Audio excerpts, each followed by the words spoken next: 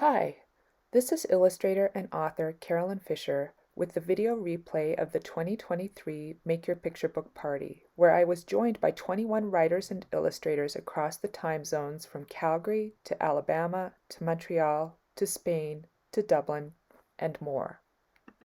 Follow along to do a spiral doodle exercise, make a thumbnail sketch of the future, and to invent a writing tool with superpowers. Feel free to tag me with your creative work on social media. Remember to subscribe to my email newsletter if you'd like invitations to future events.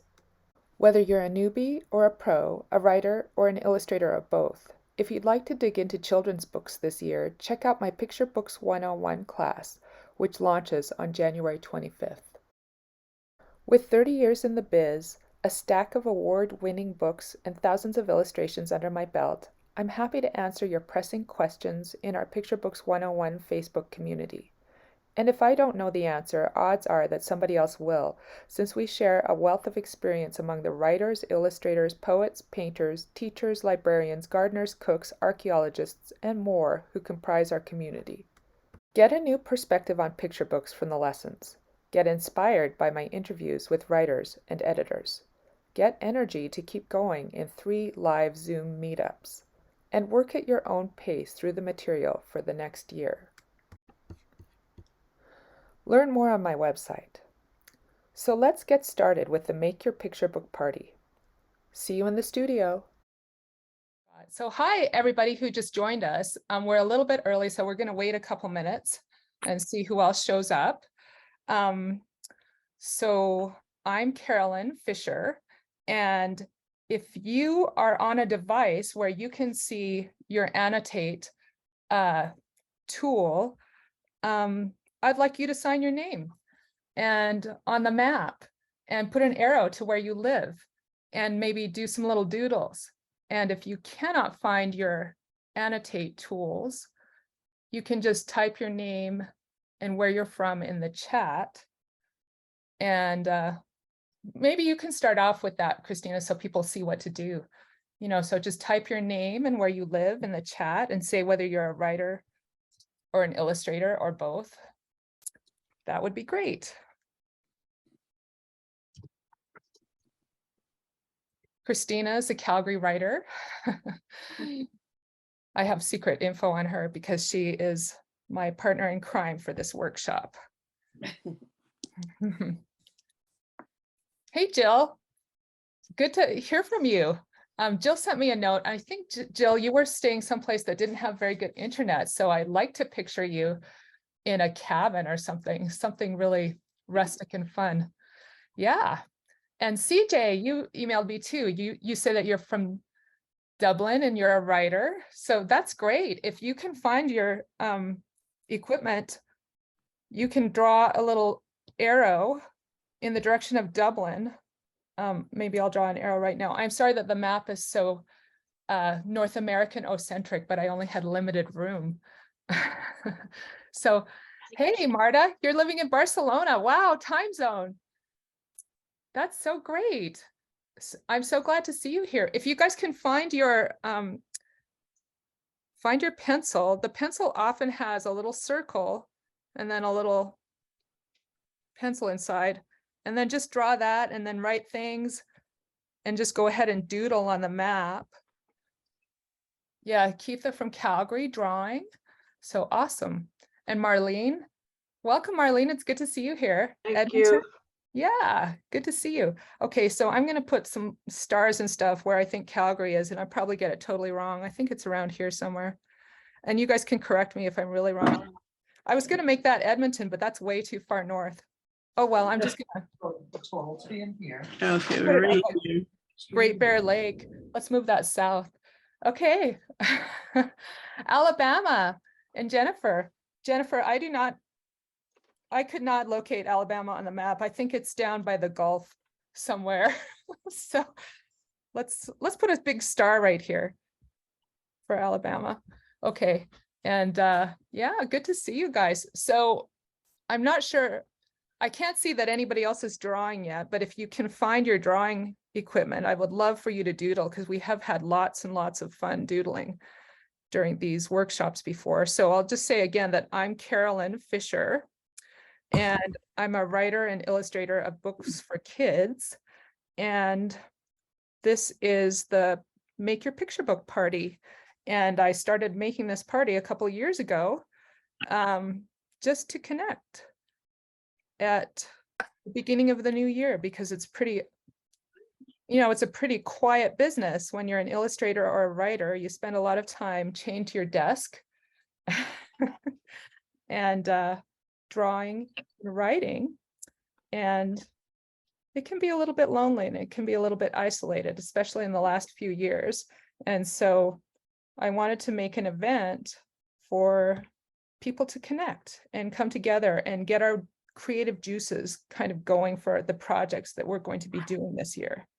Okay, so yeah, everybody's having trouble figuring out how to doodle, so that's unfortunate.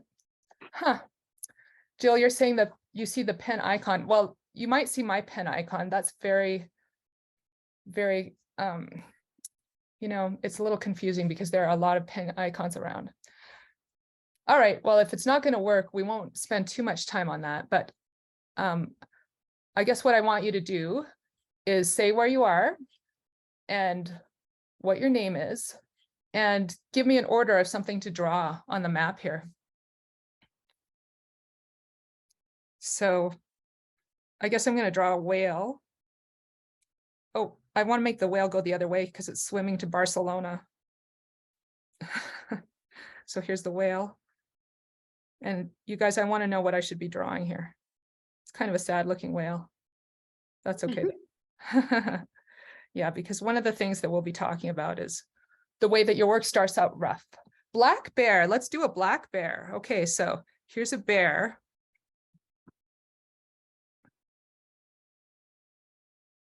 And somebody is wanting a chipmunk.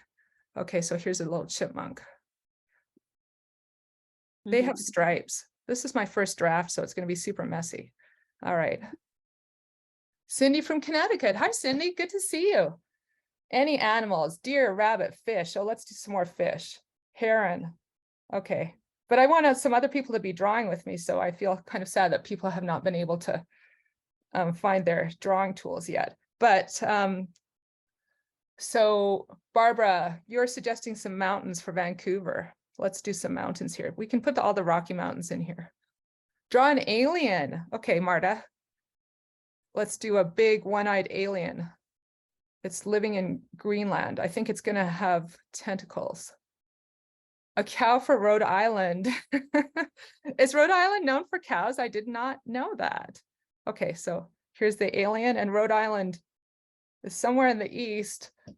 And Kathy, I'm just going to put it on the water because otherwise I'm going to embarrass myself and put the cow in totally the wrong spot.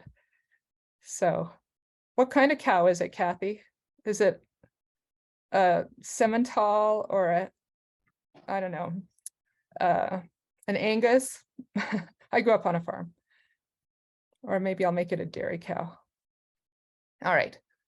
We need some ducks, Karen says. Okay, Karen Gummo, you're from Calgary. Okay, so let's put a couple ducks in here. All right. Nice. So anyway, yeah. Was that you, Karen? Yeah. Yeah. So can you find your pencil? Well, where is it? I see a paintbrush at the top, or is it on the? It just depends. That's probably my paintbrush.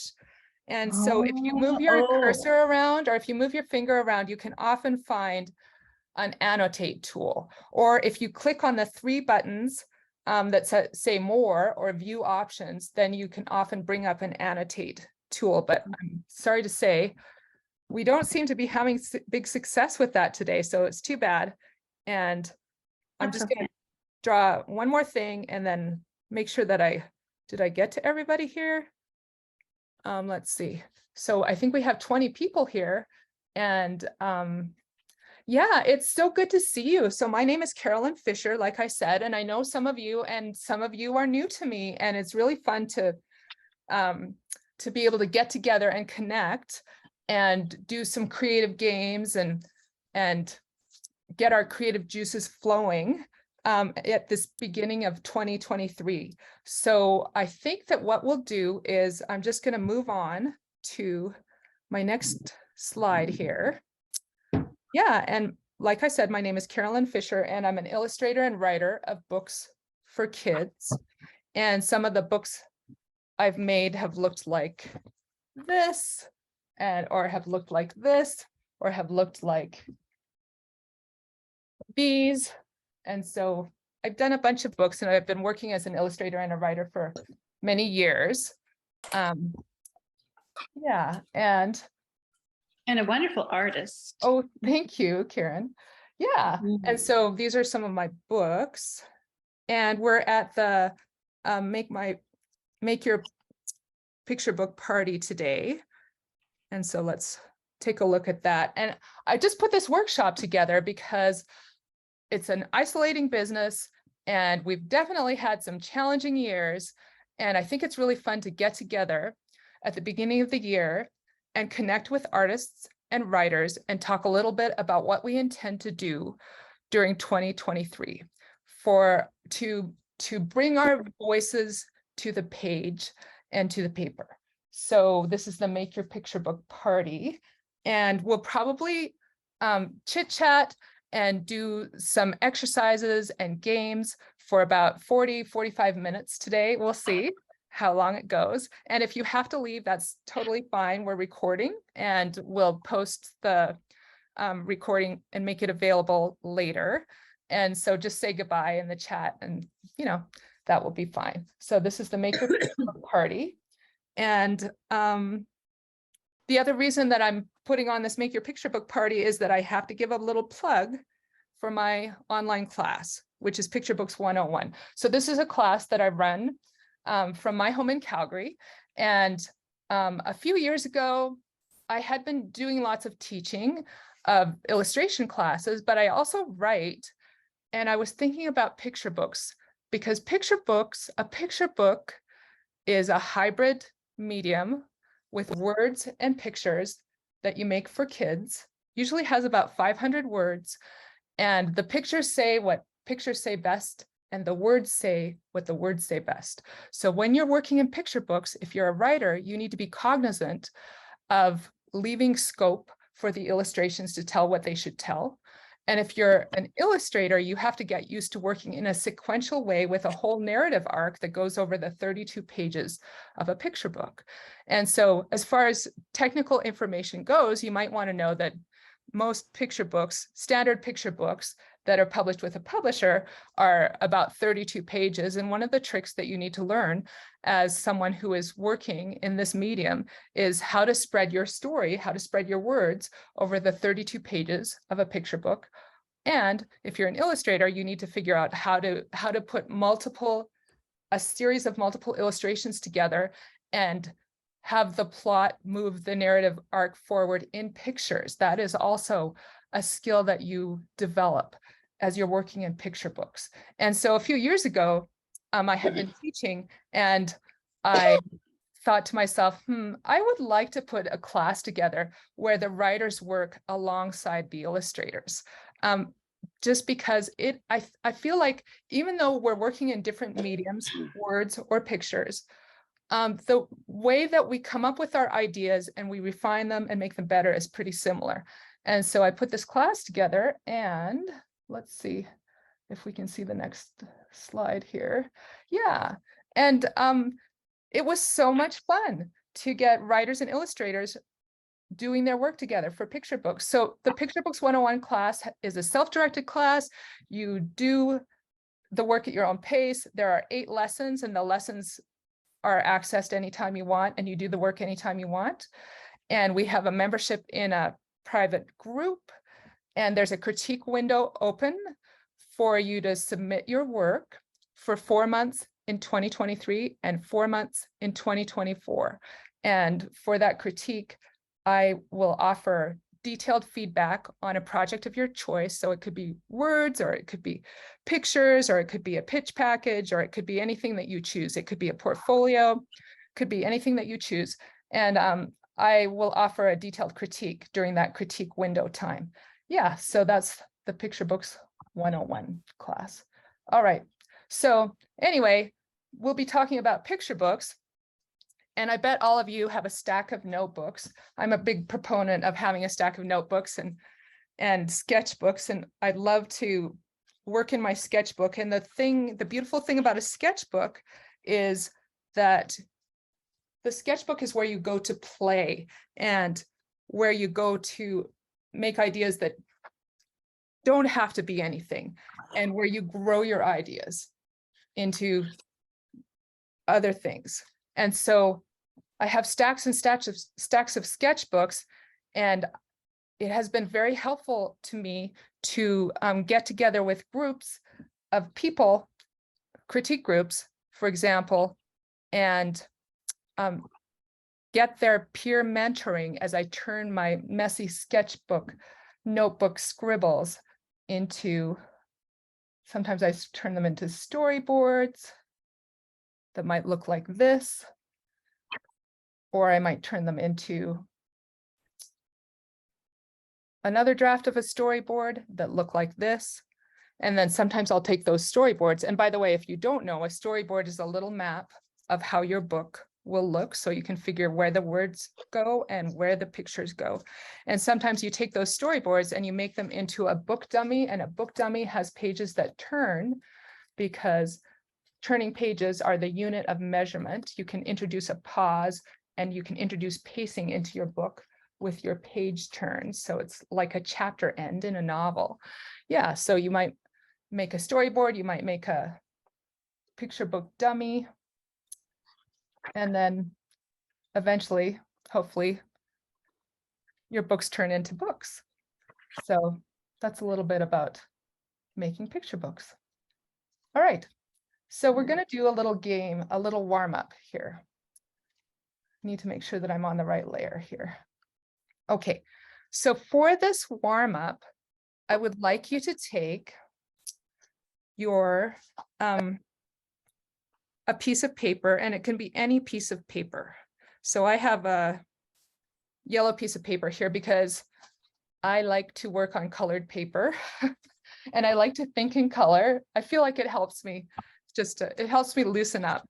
And by the way, I have a bunch of colored paper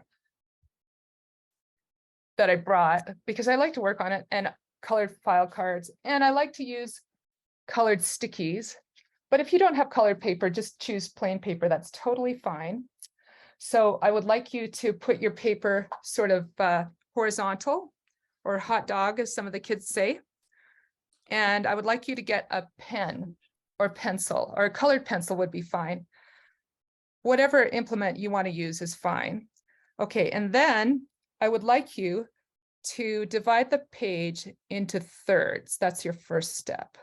Okay, so I'm going to get my pen out and I'll just show you. And this is not, we're not going to need to be very careful about this. This is a doodle exercise. So divide your page into thirds. So something like that. And then take the left-hand third and put 1/3 on the side of that. So like one more line right here. All right. Yeah, okay, so the next thing you're going to do is you're going to put a dot on the upper part of that second panel. And then you're going to draw a spiral.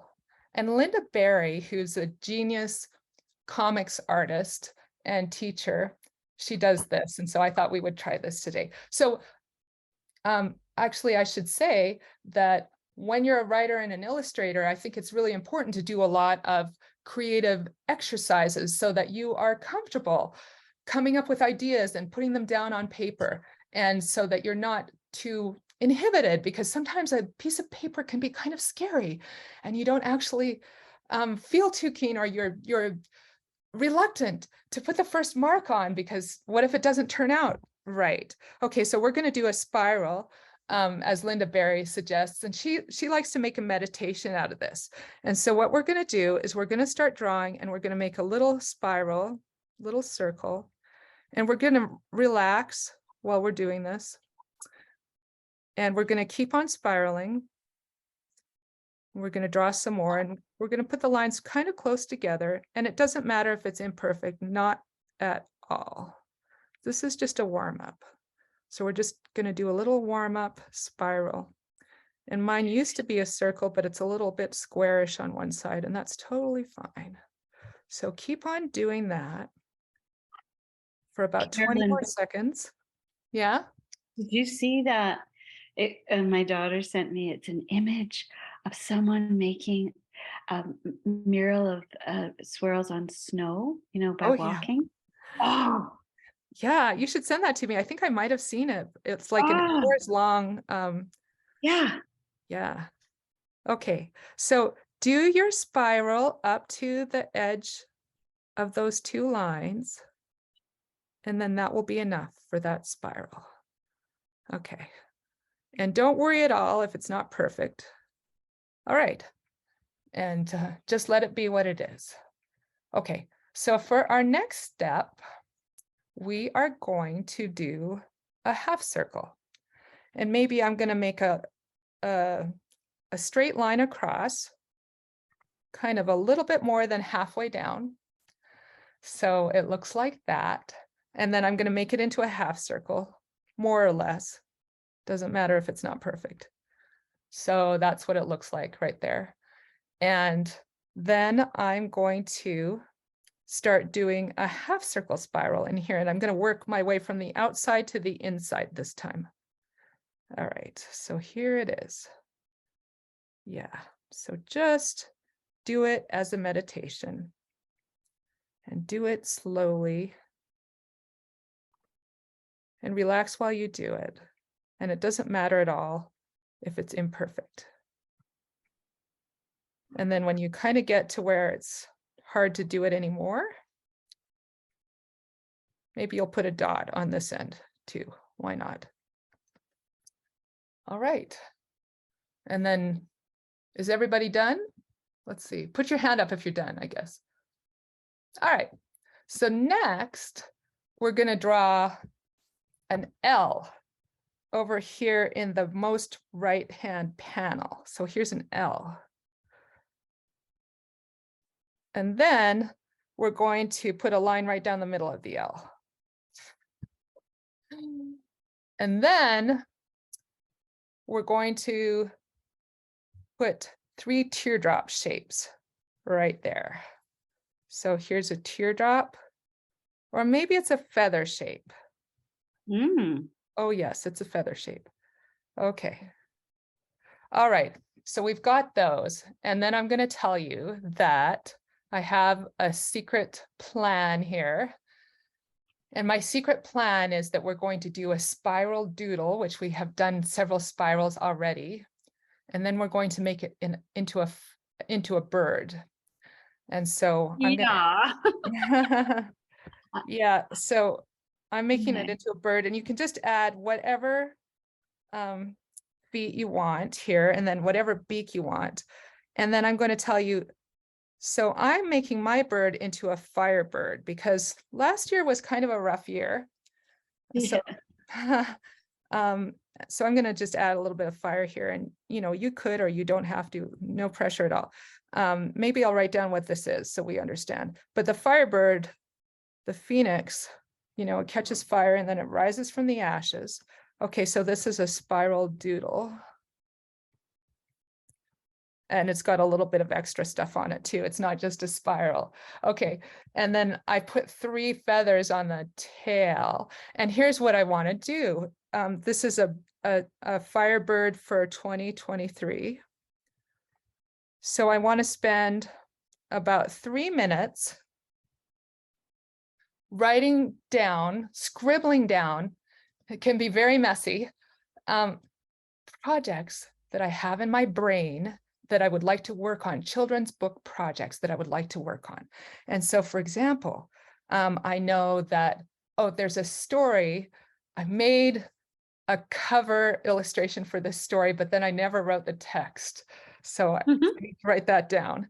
And I'm not going to say what it was because that will jinx me. And so I don't want to share that, but you are welcome to write down yours on your bird. And so I'm just going to scribble it down here on the bird. And then maybe I'm going to take my 3 most pressing projects, and I might write them down on the tail right here. So, and I can't write it I don't want to write it in a way that anybody can read, but you can write yours in a legible way. Yeah, so I'm going to write down about 10 different projects that I've been thinking of, and I'm going to embed it in the body of this bird and on the tail. So I'm going to give you about 2 or 3 minutes to do that. So I'm going to look at my clock and let's just start that now. So go ahead, and does that make sense? If it doesn't make sense, then put your hand up and let me know. Or you can just keep doodling. Yeah, or keep doodling. That's right. Okay. Yeah, so I'm going to give you 2 minutes and then check in. So write down your projects that you are wanting to work on.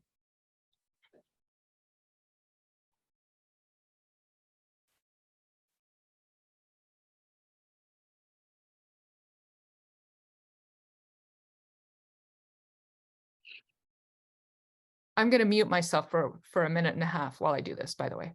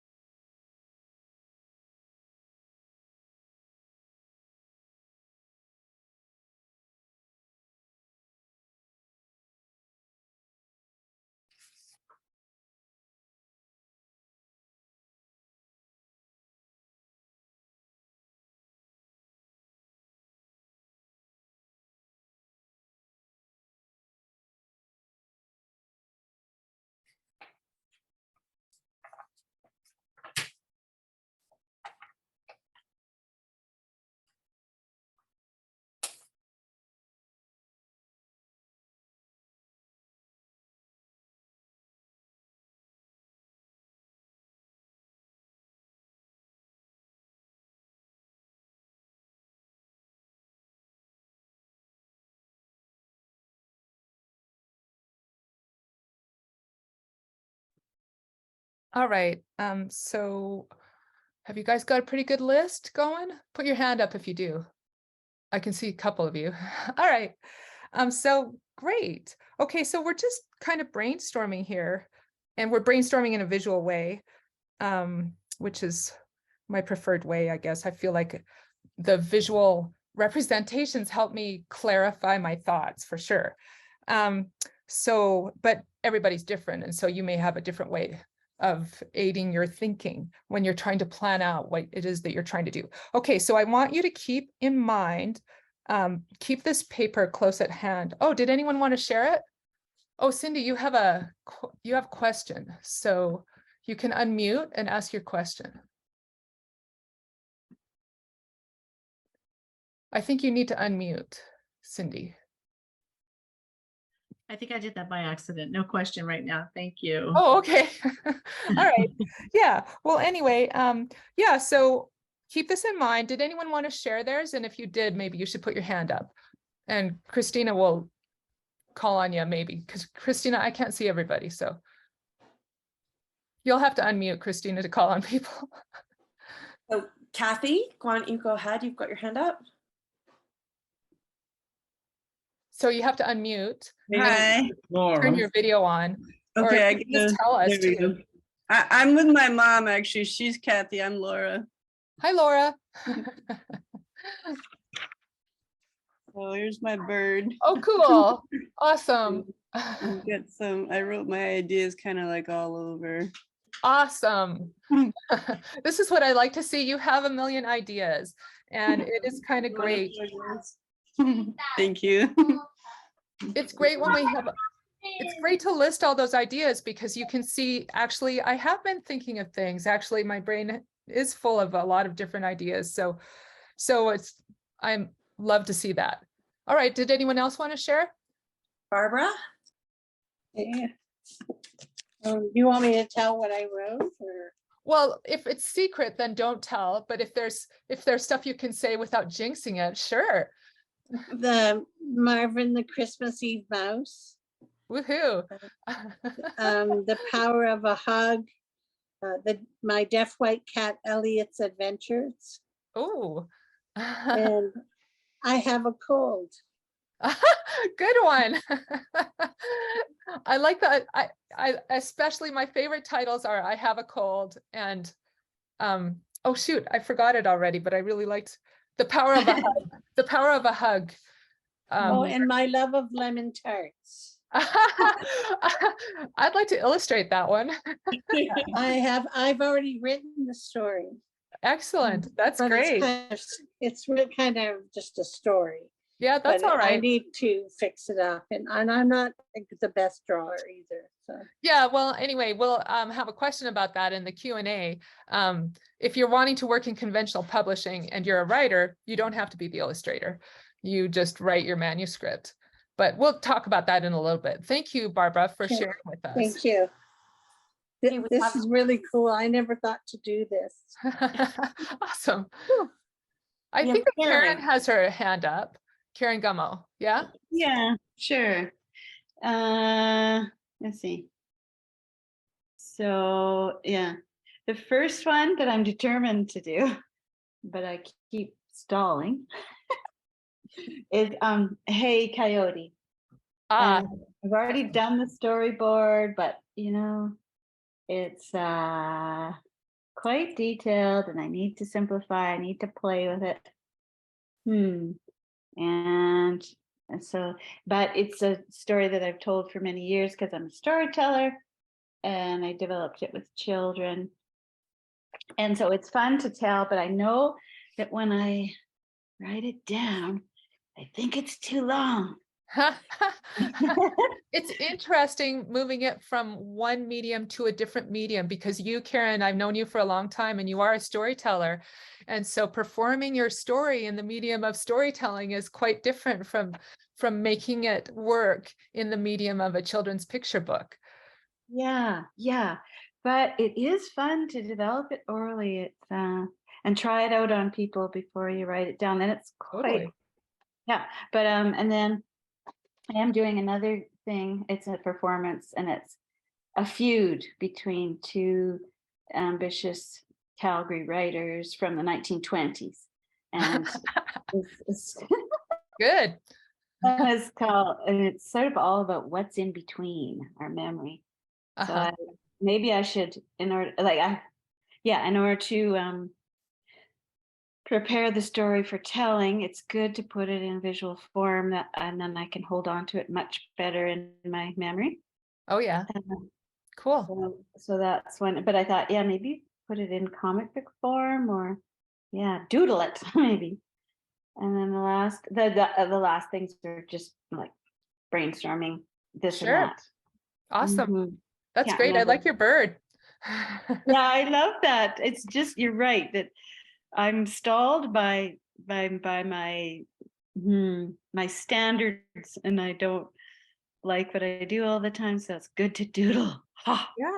Yeah. Doodling can free you up, so it's good to see it. Okay, let's see. Has anybody else got I think we can share one more if anybody has one, and if we don't, we'll move on. Oh, Sandra Matthews, I can see that you are there, Yes. and you'll have to unmute. Yeah, my screen's blurred, so I don't know, or my background's blurred, but I don't know. You might be able to see it. Hold it up to the screen and let it focus. Oh, Okay. it's a little You know blurred. what? Hold on. Let me just see if I can take the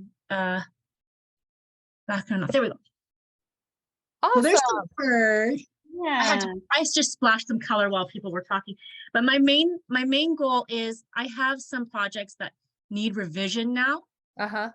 And there was a manuscript I had that I thought was complete and ready. And then something happened in a dream. I woke up and I'm like, no, I have an aha moment with this book. It's not finished yet. And it's been finished for 3 years. And now I feel like it's not finished. So that's the big one on the bird anyway. Your book is back from the ashes, Back Sandra. from the ashes. Yeah. Not that it was ashes before, but sometimes, books have a lot of lives. Actually, I want to make a picture about that because I think a lot of my books have 9 lives, like a cat. And, I think that it's one book, but then it turns out to be another book. And we'll definitely be talking about that in Picture Books 101, because it takes a long time to excavate and find out what the book wants to be. It's really a process, I think.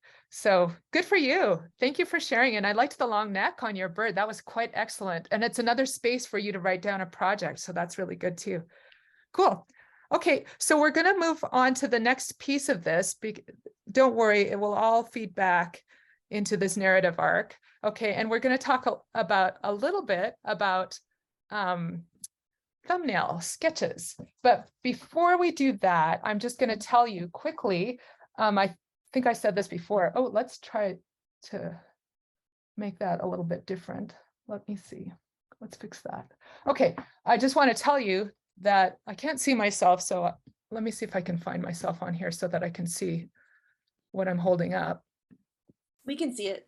Okay, yeah. So like I said, I like to use colored paper, and sometimes I like to use file cards, because this is another way of tricking myself into putting ideas down on paper. I can just get a file card as if I'm in the 1950s and I can write my idea down on that. And you know what? It doesn't matter if my idea is not perfect. I can just, get another one and rewrite it. And I also bought myself some colored file cards. Can't find them on the table now, but it's useful for writing down ideas. And in my notebook, so I have a lot of notebooks. So this is just a sort of a repurposed, it's an old notebook. And a lot of times when I'm making a storyboard, I'll put it on sticky notes. And the good thing about doing that is that it helps you visualize your storyboard. Your book is composed of 32 pages, and you can just put 32 sticky notes down, or you can make them into double page spreads and figure out what words and what pictures you want to go on each page, and you can plan it out. And then if it's not quite working, it's easy to rip off another sticky note and put it on top and do another sketch or do another little bit of writing on top of that. So I do that a lot. So I just wanted to let you know about that. So we're going to talk a little bit about thumbnail sketches. And a thumbnail sketch, I'm sure you guys probably know this already, but kids don't always know. A thumbnail sketch is just a quick, small sketch so that you can get your idea down on paper quickly. So it's this is going to be kind of a thumbnail sketch. It's pretty rough. Yeah. And something weird happened with that finger, but that's okay. And I went over my paper edge, but that's okay too. All right, so here's the thumbnail. And I like to talk about thumbnail sketches a lot. I have noticed when I was teaching at art college, people don't always have a realistic idea of the creative process and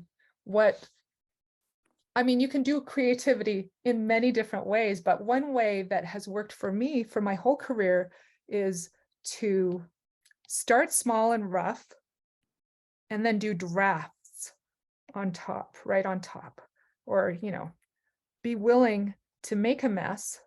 And then out of all that messy brainstorming, I can usually find an idea that will work for whatever my project is.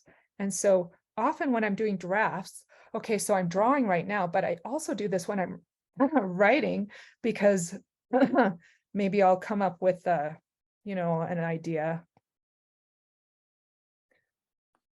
like this, and then I'll think, oh no, I would like to reword that. And maybe I'll take another color and I'll write my revision right on top.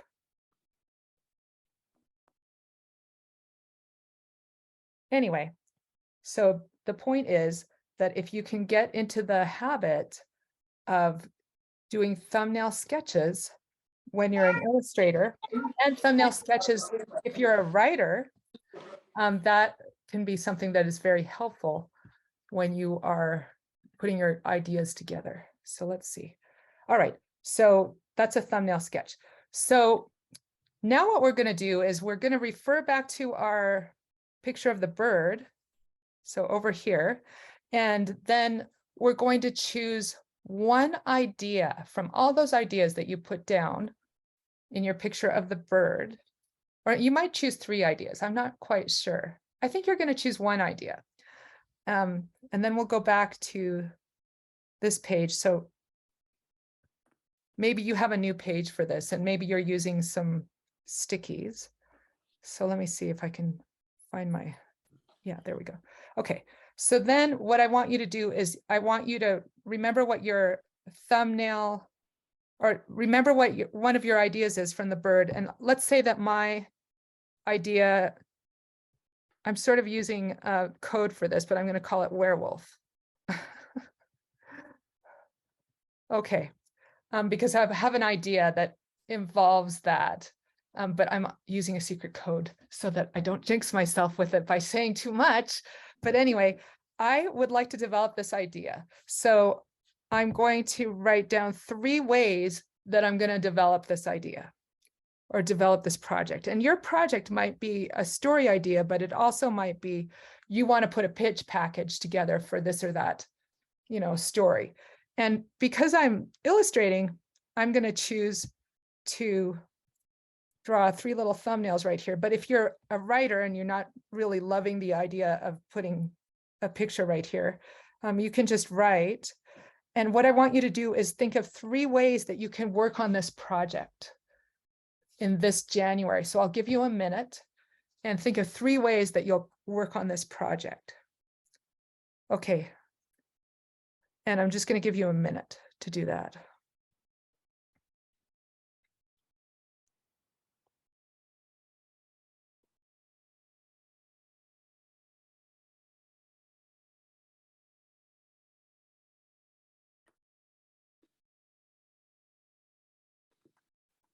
Okay, and when you're done, I want you to put your hand up so that I can see that you're done.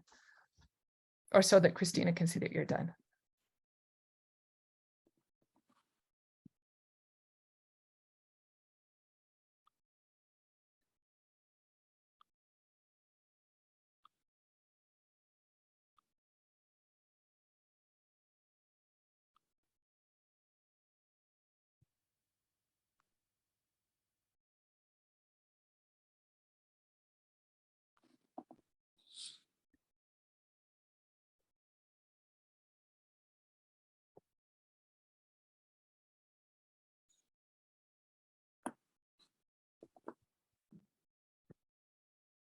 Okay, I'm going to give you one more. I'm going to give you one more 30-second chunk. And then people can share a little bit if they want to.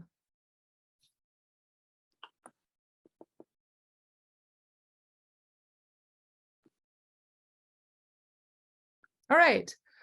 So I'll just tell you that what I wrote down werewolf because I have an idea that sort of involves a werewolf. And the problem is that this idea is mostly just in my head right now, and I haven't done anything for this story. And so I think that I would like to, I have a good title for it. That's what I've got. I've got a really good title. So I think that I could write a blurb or a hook.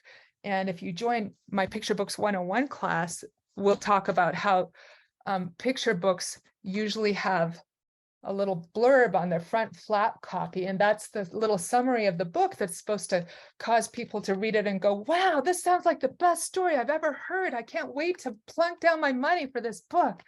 And so it can be a really good practice to practice writing hooks or blurbs for your book idea, and that can sometimes give you some energy to go ahead and write 500 words, the 500-word text for your book. So that's a step that I could take. I could write the blurb or the hook for that book. Another step that I could take is, I haven't done a proper illustration for this book yet, and I think that if I designed the character, if I did a little character study, that could help me get the juice that I need to finish this story, which is at a state of unfinished right now. So that's one thing that I could do. And then after I do those things, then I think that I could share the illustration and the hook with my critique group, and that might give me the energy I need to write the 500-word text. So anyway, that's what I think I might do. Does anyone have 3 ideas for working on their project that they'd like to share with us? If you do, you can put your hand up. And it's okay if you don't. If you don't, I'm just sorry. I think Barbara has her hand up again. Okay. Oh, you're muted though, Barbara. You have to unmute. So, just talking about how Marvis came to be in our tree at Christmas Eve, and why did Ryan run around with the broom and the football, chasing after a mouse, and Lindsay running and running, saying, "Save Marvin, save Marvin." And I just Sounds sort of so wanted fun. to incorporate that up. Yeah, so you have your germ of the idea, and you are going to need to put it together. And do you handwrite, Barbara, or do you work on a laptop, or do you do a combination of Yeah, both? I don't have a computer, so I write with, I'm a pencil writer. Well, you know what? That's kind of awesome. So good for you. It's very authentic. And sometimes it kind of bugs me the way that my typing, the computer, the device mediates my experience of writing. Sometimes that bothers me a little bit. So, I kind of toggle back and forth between other different things. I have special pencils too. They look like they're rainbows, but then when they erased, they were on a Kickstarter, and they turned out to be real pencils. So Excellent. yeah. Sounds good. Okay, Karen Gummo, you have your hand up. Did you want to share 3 things that you're going to do to make your project real in January, February? You have to unmute.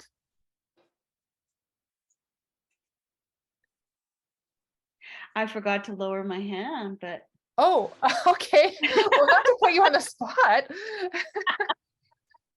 I would just say, yeah, I've got quite a detailed storyboard. So I like the way of doing it with the stickies. I could kind of do stickies over top, because I like to get back to the flexibility of the story, and I know there are things that need to change. So how great is that, putting stickies on top? I'm Yeah, going to do that. great.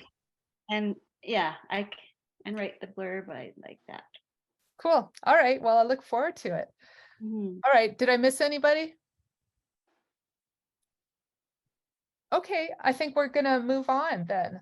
Anyway, so we've thought a little bit about what it is that we want to accomplish, and we've thought of some ways that we might accomplish those things. So we're going to move on, and we're going to do a little writing exercise, drawing exercise, writing or drawing exercise. Okay, and this is going to circle back to the thumbnails because we don't have very much time. And we're going to do a little game. And I think it's important to gamify your writing and your illustration, because otherwise you might think it's a slog. So it's good to get out and play some games with other writers and illustrators. And what we're going to do today is we're going to brainstorm a list first. And this list on my 2 pretend sticky notes up here is ways to write or draw.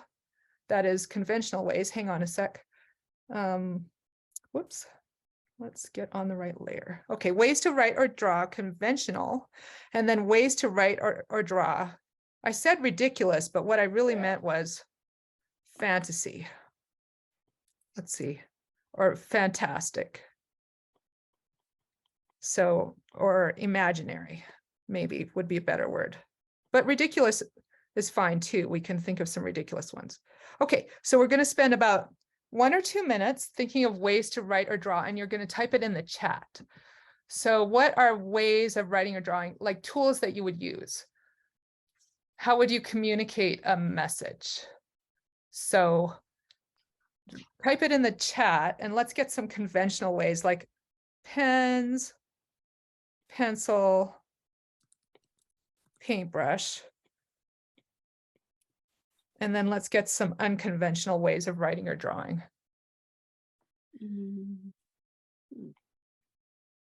Letter, text, email. Oh, singing. Oh, I can't wait for Christine to draw that. I don't remember if you're an artist, but singing, let's do that. That sounds good. Notes, skywriting, yay. Skywriting, finger paint. Oh, yeah. That's good. Oh, let's do typing, and let's do an old-fashioned typewriter, because that's fun to draw. Found objects. Found objects. So you're going to use the found objects. Are you saying, let's see, Sarah, are you saying found objects and like you're going to make a collage, or the found objects are going to make some kind of machine that writes for you, or not sure? Okay, funky pencils and beautiful forms of paper and talking to yourself. Okay, food. Oh, I love it. We're gonna see some writing or drawing in food, art, or story. I like it. Yeah. Found objects that make up the art. Okay, Karen mentioned this, like footsteps in snow. Yeah.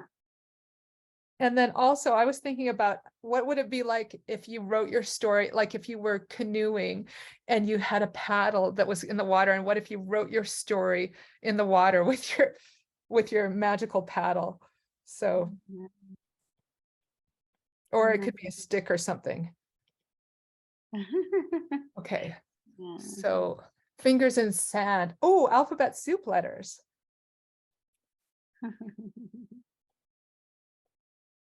And it could be snow. Okay, alphabet soup. And then I had thought, remember when there were supposed to be canals on Mars? This was in the olden days. They looked through the astronomers looked through the not so great telescopes, and they saw canals on Mars. And I was wondering, like, could there be like a Martian canal message that people saw? And maybe it would say, help, or maybe it would say, I'm hungry, or something like that. Ooh, icing on cakes and bumpy bus riding. Okay, so that's awesome. Okay. Christina had something interesting yesterday. I can't remember what it was. We were talking about. I said like with your car, like driving with your car. Right. And then I was like your tires. I was remembering that Peter von Tiesenhausen, who is sort of a conceptual land artist who lives in Alberta, where I live, did this project where he took some trees from his land and he made totems out of it, and he burnt them and made them all charred, and then he chained them to the back of his truck, and he circumnavigated Canada, and then he went to Halifax and put the put the totems or the figures onto an icebreaker, and then they went up north through the Arctic. And so like he said that he made his drawing because, you know, the particles from the totems kind of went down into the earth and traced this track all the way around Canada. And that was how he made his drawing for that project. And that really, you know, I called this fantasy and ridiculous, but he actually really did that. And so it's a good testament to the power of thinking big. Yarn and ice sculpture and clay. Yeah, like clay tablets too. Cuneiform, is that how you pronounce that? Okay, so yarn and ice sculpture. Well, you know, my list is very messy, but you guys will remember. Okay. Okay. So I think that what we're going to do is we're going to take 5 minutes and we're going to invent a pen or a tool, a writing or drawing tool that has a superpower or many superpowers. And so we'll take one of these that we have made up and we might combine it. And we will write a thumbnail sketch, which just means you'll write a paragraph or 2 paragraphs explaining how your magical way of writing or drawing works. And if you're an illustrator and you're comfortable drawing, you can make a drawing of this thing that you have invented, and you can just put call outs on it. You know, you can point to the place where, let's say you write with a fire hose. And so you could do a drawing of the fire hose, and yeah, you can just put little arrows that say which part does what, although maybe we know, but that's okay. Yeah, so I'm going to put the timer on for about 5 minutes and ask us to write that thumbnail sketch of a way of writing or drawing. So we're going to do some inventing. And then at the end of 5 minutes, I'll check in to see how we're doing, and then we can share or not share as we wish. So no pressure, but let's just write for 5 minutes on a way of writing or drawing. And by the way, if you want to cheat and use something totally different than what we put on the list, that's completely fine. Go ahead. All right. So 5 minutes, I'm going to put myself on mute and I'm going to start now.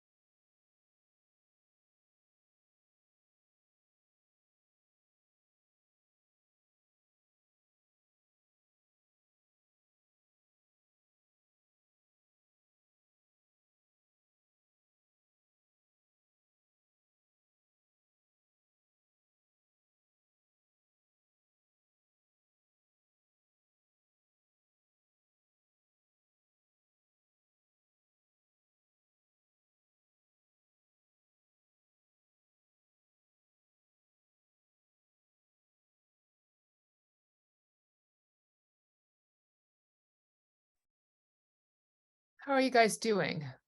Are people sort of on the right track, or do you want 2 more minutes? Christina's nodding like she's on the right track.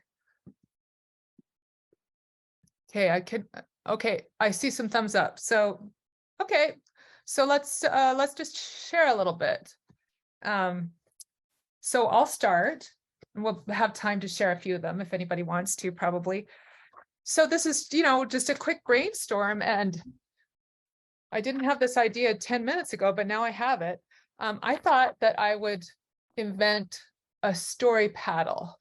It's really a bit hard to see, but actually maybe I can just unshare my screen and then that will be easier to see. So I'm just going to do that. Hang on a sec. Yeah, so I'm going to invent a story paddle. There we go. All right. So the story paddle, and so it's a paddle for a canoe. So it's made of wood from the world's first tree. So it's seen a lot of stories, and it's been used by sailors, boaters, river people all over the world, and it gets passed from place to place. And it goes from the river to the sea. And people who have used this paddle are obviously in rafts or canoes or coracles or kayaks, and I couldn't think of any other kinds of boats. But if I was working on this story, I would look it up and think of some more kinds of boats because it would be fun to draw. And of course, it will be passed from storyteller to storyteller and generation to generation and place to place. And you dip it into the water, and then it writes your story in a silvery wave line, and the current carries your story swirling down the river to the sea. And it touches every place that it touches, they hear your story. And when you put your hands on it, it feels warm and smooth, and you can feel all of the stories ever written with it that came before. So that's the story paddle. So yeah, anybody want to share? Anybody want to share theirs? Jennifer, it looks like you are ready to share. Do you want to unmute? Yeah, can you hear me? Yeah. So I just kind of freeform wrote, and I wrote a magic pen and notebook that never fills up. No matter how many pages are filled, there's always one more page or pages as needed. And it has a voice search function to find old notes and sketches. And the pen never runs out of ink. And if you use the pen without the notebook, you can find what you wrote in the notebook later. And it's like the room of requirement in Harry Potter, because the notebook takes the form you want or need every time, like a college rule note composition notebook, or a sketchbook with fine paper, or a moleskin, or a notebook with graph paper, whatever your heart desires. And then pen can be in pencil or colored pencils or markers or paint. Awesome. I love it. Can I order one? Yeah, right. If I figure out how to do it. That's right. I'm going to be the first one on your Kickstarter, Jennifer. And I like the voice search function. And I bet like you, I bet I have like a stack of these, right?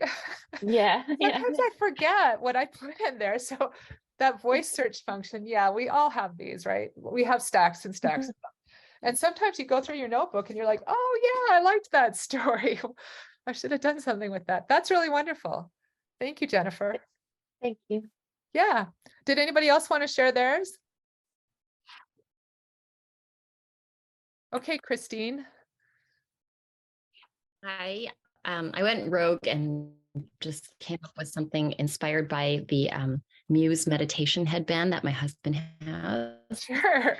So like it's just like this little headband that you put on. So I said there's a new headband that you can track your brain activity, and based on your patterns of thought, it's derived an algorithm that knows when you feel happy or distress, and what memories, events, and images stimulate those feelings. As the technology improves, it will begin documenting your thoughts, making it easier than ever to secure your ideas and store them in a safe and accessible place. As we know, writing can be powerful, used to amuse, entertain, or bring joy, while also challenging others to learn new things, sit with discomfort, bring a rise, to action. All these responses are emotional reactions to books and their story. So it's a natural fit for this headband, head hand writing band to help access the emotion from where your ideas originate and turn them into story. So, Awesome. That sounds Futurist. amazing. It sounds a little creepy too.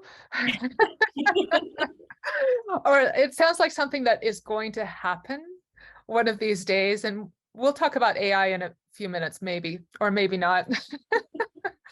But it's a great idea.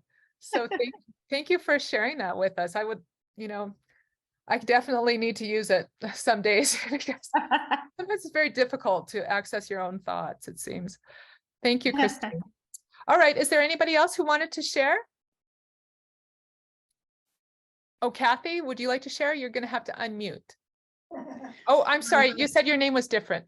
Laura, yeah, my mom Laura. is in the other room, but mine's not as thought out as everybody's because I was busy drawing. Awesome. So I had this person just like skywrite with a jetpack. Cool. So the only superpower about that would be that, like, they wouldn't get dizzy by, writing words and going around in the sky. Cool. So that's a great idea. But I love it, and I want that person to write a novel. Right, exactly, and then it would stay in the sky. You have to wait Hey, for the I know, writer. You have to Laura, wait I for the know right your writer. mom. You Sorry? do? Yeah. She's nosy. Is this your friend? Jennifer? Yeah, from Absolute Right. We met at the, yeah. Hey, Kathy. Where are you guys?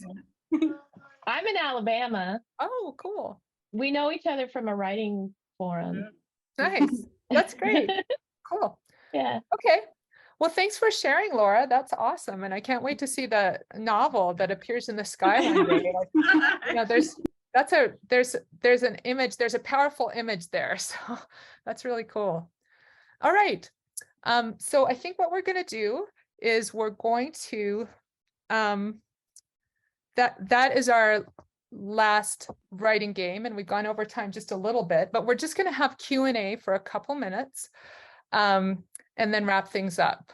So in order to have Q&A, what I did was, well, if you have any questions that you've saved up for me, you can type them in the chat and I will answer them.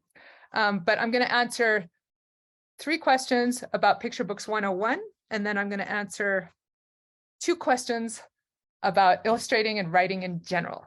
So I have my goldfish bowl of questions. So here is a question about Picture Books 101. And the question is Picture Books 101 for people who are new writers or experienced writers and illustrators?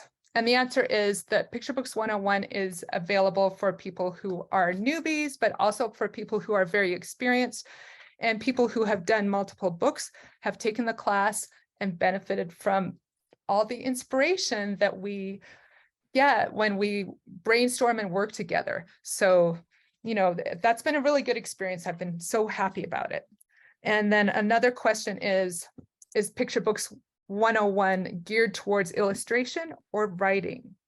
And we've had both writers and illustrators take Picture Books 101, and because picture books are a visual medium, I think that it's very helpful to think of story in a medium that is not the one that you usually use, because you have to be sort of sensitive to what the pictures are going to say, even if you're a writer who doesn't illustrate, in order to make picture books. And as an illustrator, you have to learn some sensitivity to narrative arcs and plot arcs, which you might not have if you tend to do one-off illustrations. Yeah. Oh, Christine, you have something to say. I'll just read it. I've learned that writers and illustrators rarely interact in the creation of picture book. I am a writer and I have certain ideas of how the illustration can complement my text, especially as I try not to tell too much through words to let the pictures do their thing. What is the best way to write a story that conveys everything I want to say while also keeping the text sparse and giving enough space for illustrators to interpret, and hope they interpret it how you intended? Good question. Yeah, so Christine, what happens when you are when you have a contract to do a picture book, if you're an illustrator and a writer, is that the writers and illustrators do not usually interact. The editors try to keep them apart because the editor would like to direct what happens in the text and the pictures, and the editor does not want the writer to tell the illustrator what to do, and the editor does not want the illustrator to tell the writer what to do. The editor would like to tell us what to do. So, so we rarely interact, and usually what happens is that everything is mediated through the editors. And so if you are a writer who does not illustrate and you have specific visual ideas about what you would like to see in your picture book, one thing that you might have to come to is an acceptance that you don't have total control over that. And sometimes the editor doesn't want to know what you think. However, I mean, usually if it's a good editor, they'll ask you what you think and they'll work with you.